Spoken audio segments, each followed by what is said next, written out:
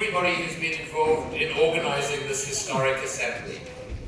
There has perhaps never been a more important time in the post-World War for you to be discussing and taking decisions on the issues that you are. As was mentioned, I was very fortunate to serve under Nelson Mandela in South Africa's first democratic government after 1994. And before that, with him and his comrades who weren't in prison in the struggle against apartheid in South Africa. I am also, 3 weeks ago, a new Austrian citizen. And I became a citizen because my mother, who was a victim of the Nazis. She lost dozens of her family in Theresienstadt, in Auschwitz, where I have lectured on genocide prevention. And when she arrived with my father in South Africa,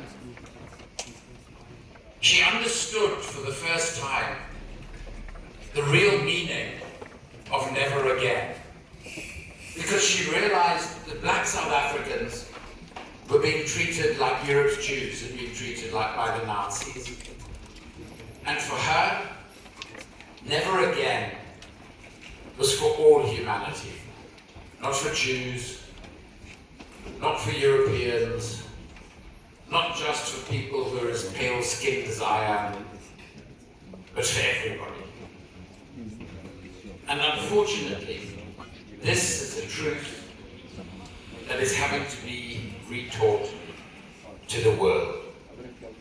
And you have an incredibly important role in doing that.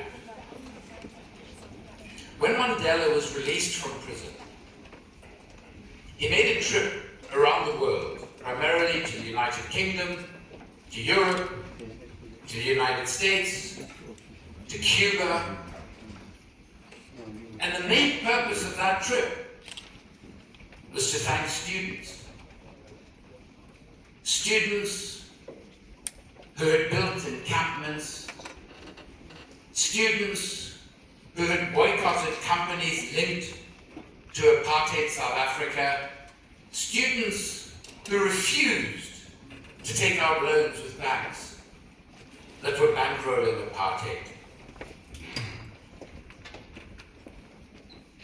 The role of the student movement in our struggle that was ultimately successful in liberating our country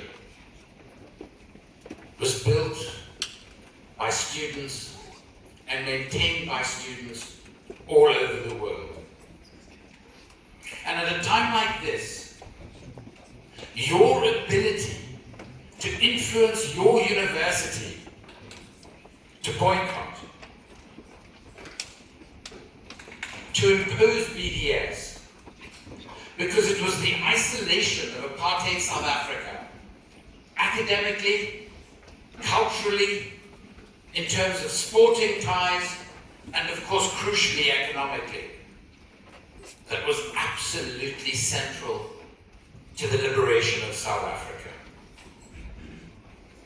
I am astonished at the extent to which the University of Vienna and other universities in Austria collaborate with a state that is committing the world's first ever live stream genocide. It is something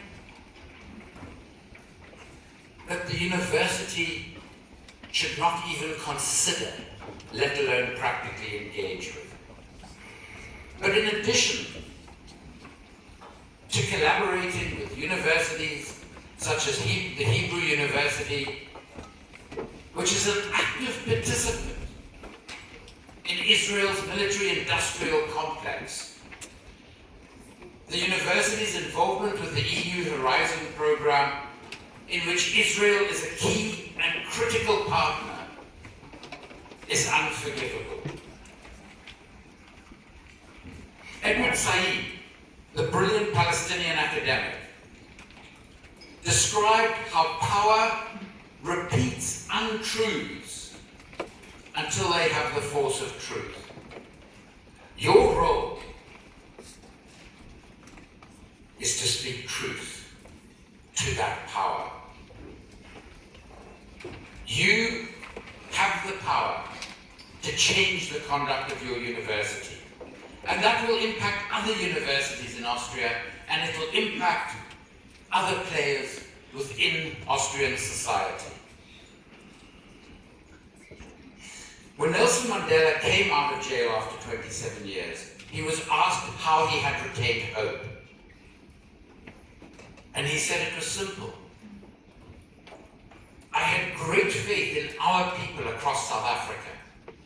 I had great faith in the people across the world supporting our struggle, especially the students in every country.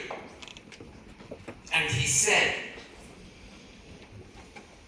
those people made me realize that nothing is impossible until it is done.